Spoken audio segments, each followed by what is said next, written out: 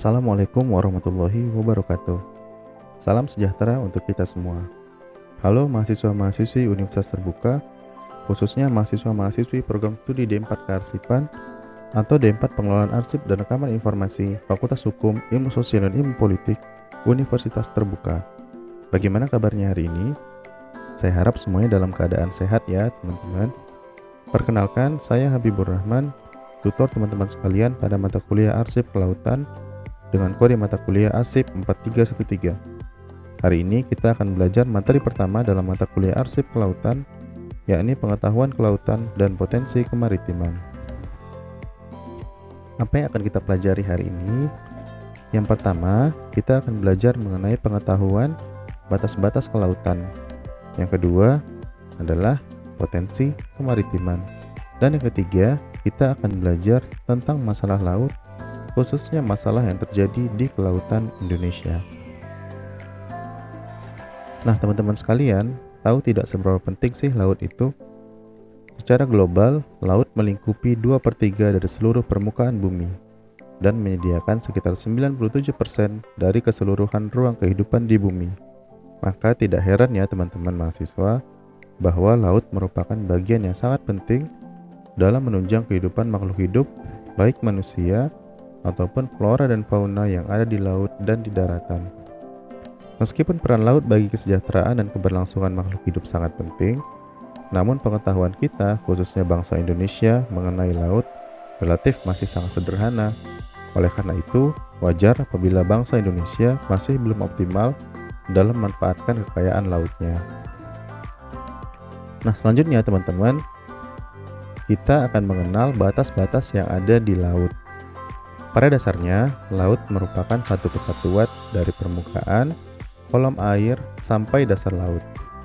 Adapun batas kelautan dimulai dari batas yurisdiksi di darat yang diukur dari rata-rata pasang tinggi atau rendah sampai ke laut lepas sejauh klaim negara yang bersangkutan.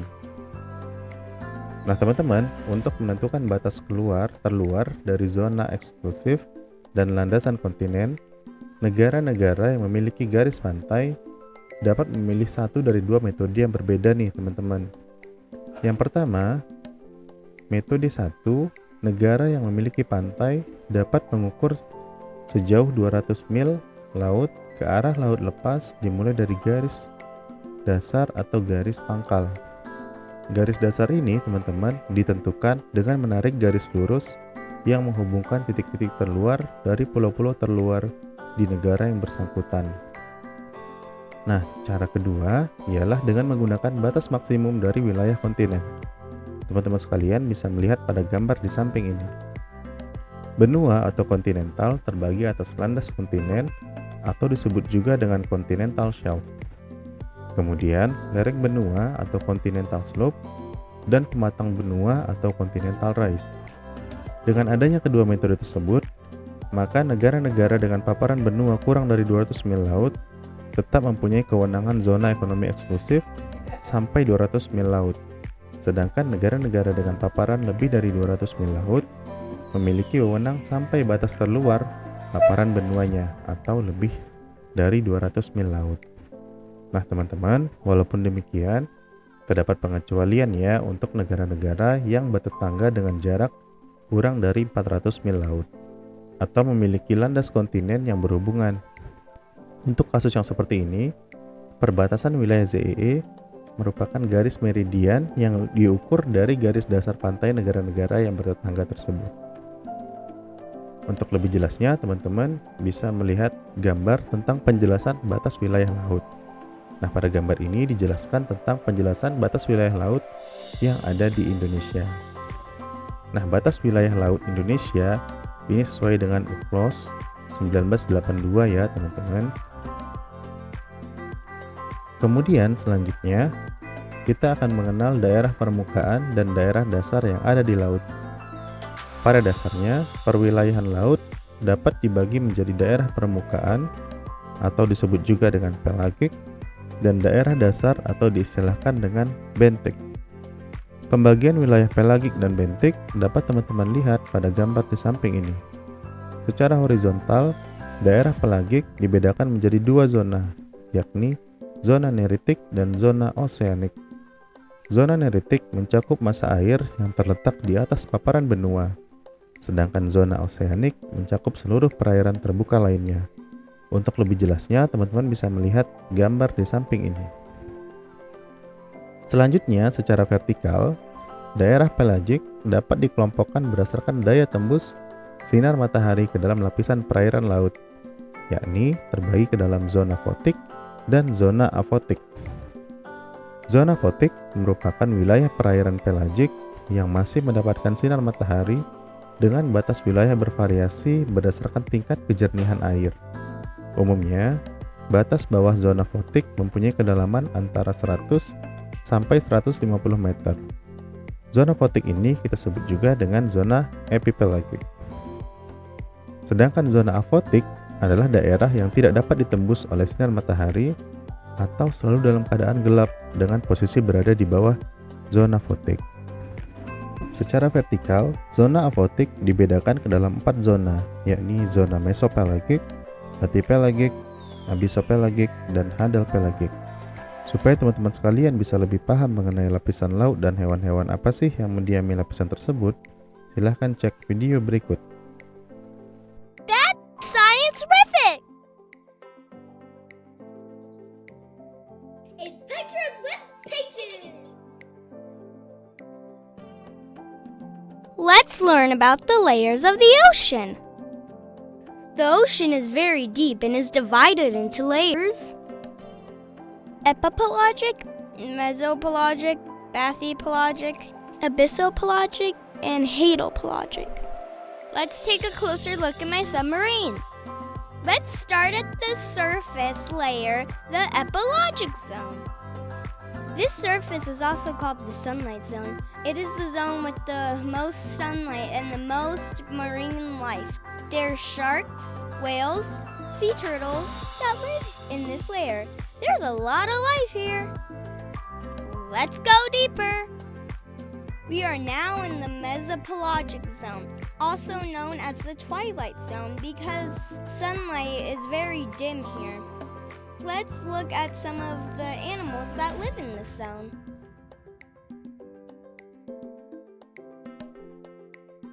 There's a squid. Look, a cuttlefish. A swordfish is swimming by. There's a big-eyed tuna. It's getting darker. Let's keep diving. We are now 3,300 feet below the surface. This is where the next layer starts. It is called the bathypelagic zone, or the midnight zone, because it's always dark. The only light in this zone is from the bioluminescence of the animals.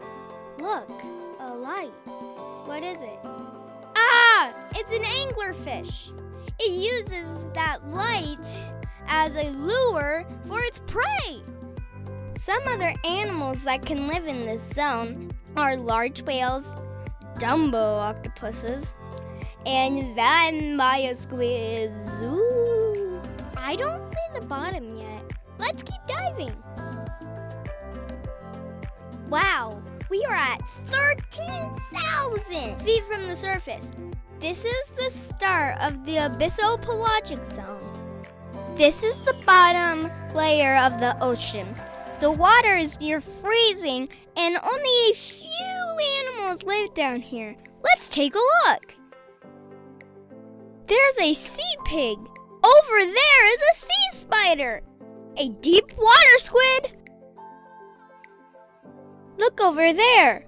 This is a trench. It will take us even deeper. We are now in the hadopelagic zone. This is the deepest zone of the ocean. It can go down to 36,000 feet below the surface. All the weight of the water is 8 tons per square inch. We better not stay too long, or we'll get squished. Let's take a look at some of the animals that live down here. There's a sea cucumber, and there is a tube worm. Over there is a pale white snailfish. Okay, let's get back to the surface. And that's the ocean layers. I hope you learned a lot. See you later.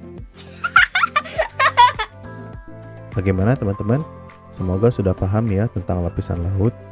Sekarang kita bahas mengenai potensi kemaritiman yang ada di Indonesia. Seperti yang kita ketahui, negara kita Indonesia merupakan salah satu negara yang memiliki keanekaragaman hayati yang sangat tinggi. Indonesia paling tidak memiliki 42 tipe ekosistem daratan dan 5 ekosistem lautan. Keanekaragaman ekosistem ini merupakan potensi yang dimiliki oleh negara kita Indonesia. Dalam ekosistem pesisir laut Indonesia, ada beberapa potensi yang dapat dikembangkan, yakni yang pertama adalah terumbu karang, kemudian yang kedua adalah padang lamun dan rumput laut, selanjutnya adalah kita punya hutan mangrove, estuaria, pantai, dan pulau-pulau kecil. Nah, teman-teman sekalian, potensi laut dan kekayaan di dalamnya ini sangat menopang kehidupan di masyarakat. Potensi yang ada di laut dapat menimbulkan masalah apabila pengelolaannya tanpa memperhatikan lingkungan. Untuk mencegah kerusakan lingkungan laut, maka dilakukan beberapa usaha sebagai berikut. Yang pertama adalah menentukan batasan, yakni membatasi penggunaan berbagai macam alat penangkap ikan. Selanjutnya adalah mencegah pencemaran dan kerusakan dengan melakukan rehabilitasi dan budidaya ikan. Yang ketiga adalah mengelola sumber daya. Ini mengelola sumber daya alam dengan pendekatan lingkungan. Baik teman-teman sekalian, sekian materi hari ini. Saya berharap teman-teman sekalian dapat memperoleh manfaat dari materi hari ini. Untuk lebih menguasai materi, teman-teman dapat membaca buku materi pokok arsip kelautan dengan kode mata kuliah ASIP 4313. Dan teman-teman juga diwajibkan untuk berdiskusi secara aktif di ruang diskusi yang telah disediakan. Teman-teman bisa menghubungi saya via email atau WhatsApp yang telah saya cantumkan, atau bisa klik pada menu kontak me apabila mengalami kendala dalam proses tutorial online. Sekian dan terima kasih. Semoga sukses untuk kita semua. Wassalamualaikum warahmatullahi wabarakatuh.